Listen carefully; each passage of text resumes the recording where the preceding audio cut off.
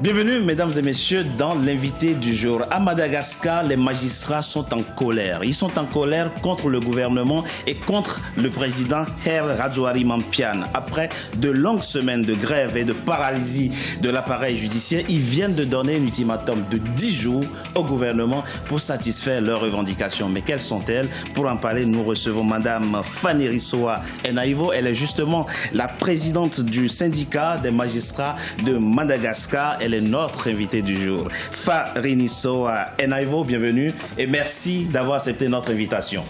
Merci Richard Tobé de nous avoir invités sur votre plateau d'Afrique 24. Vous dénoncez régulièrement ce que vous appelez les atteintes à l'indépendance de la justice dans votre pays, Madagascar. Ça veut dire quoi concrètement, Madame Enaivo? En effet, depuis plusieurs mois déjà, nous avons revendiqué le droit de pouvoir exercer librement notre profession, car actuellement, la justice à Madagascar en a marre d'être instrumentalisée par les politiques. Dites-nous concrètement, ça veut dire quoi? En quoi est-ce que vous êtes instrumentalisé? Un exemple d'instrumentalisation, s'il vous plaît. Cette instrumentalisation est caractérisée par le manque d'indépendance qu'on nous soumet. Une justice à deux vitesses existe à Madagascar actuellement et qui entraîne une grande recrudescence des vindictes populaires, de l'insécurité dégradante et même de la dégradation de l'économie. Tout cela qui nous font revendiquer qu'on puisse exercer librement nos fonctions selon la Constitution et selon les textes qui nous régissent, qu'il y a une séparation de pouvoir réel à Madagascar, que le pouvoir judiciaire puisse s'exercer pour tenir de balises aux autres pouvoirs en place. Suite au sitting que vous avez organisé dans les 42 tribunaux de votre pays les 8 et 9 juin dernier, le ministre, votre ministre de tutelle, le ministre de la Justice, a dit ceci, je le cite, « Il n'y a pas de conflit interne ni de guerre intestine au sein de la justice. Il s'agit simplement d'une différence de point de vue. Je suis prêt à dialoguer. » Concrètement, par rapport à quelle situation avez-vous une divergence de point de vue avec votre ministre de tutelle?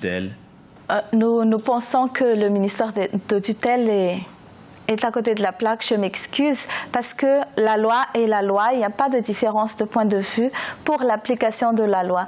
Nous réclamons uniquement l'application de la loi qui existe sur des personnes proches du pouvoir que je ne vais plus citer, mais le dialogue en soi, nous aimerions bien l'entamer, qu'ils ne l'annoncent pas comme ça dans les journaux. Nous voudrions bien qu'ils nous reçoivent pour qu'ils nous écoutent.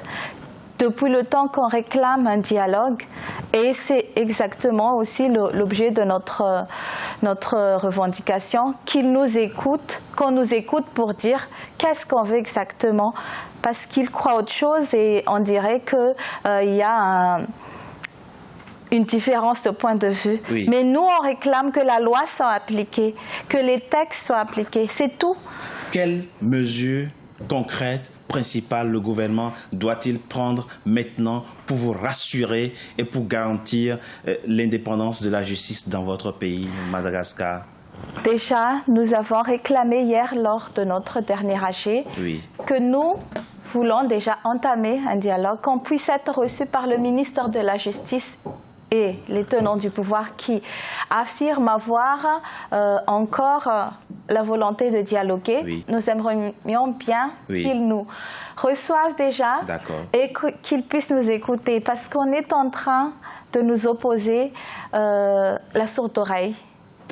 Ils ne nous écoutent pas, ils ne veulent rien entendre et nous, on est paralysés. La justice à Madagascar est paralysée et cela entraîne une dégradation totale de l'état de droit. De l'état de droit dans votre pays, à supposer effectivement que votre ministre de tutelle vous reçoive le syndicat des magistrats.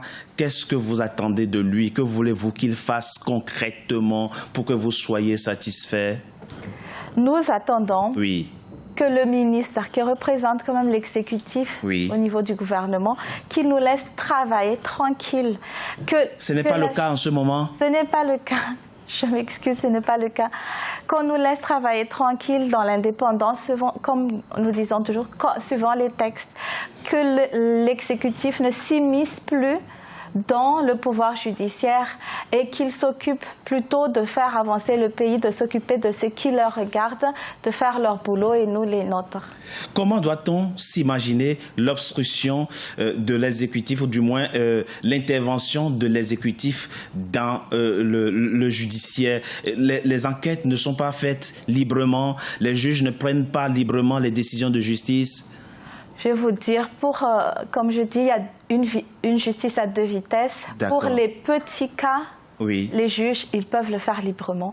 Pour les cas où il y a des personnes en cause qui sont proches du pouvoir, la justice ne peut plus travailler. Et dernièrement, le cas que je ne voulais pas citer, le cas de Claudine Razay Mahmoud, qui est actuellement soi-disant en prison, mais ne l'est pas toujours parce qu'il paraît qu'elle n'est pas en prison à Manzakanjin. Elle serait malade, elle serait donc elle n'est plus malade. Elle n'est plus malade du tout.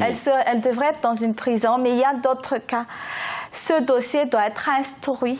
Et dans les plus brefs délais. Et dans les plus brefs délais. Dites-vous, ce jeudi 28 juin, vous avez lancé au gouvernement de votre pays un ultimatum de 10 jours. Que va-t-il se passer si après les 10 jours, rien n'est fait?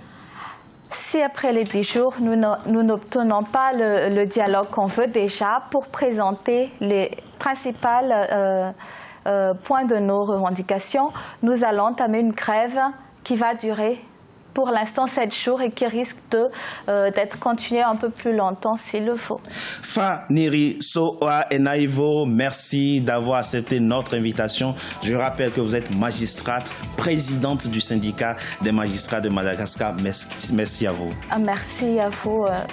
Richard Tobé. Mesdames et messieurs, c'était l'invité du jour. Merci d'avoir été en notre compagnie. Restez sur Africa 24 pour la suite de nos programmes.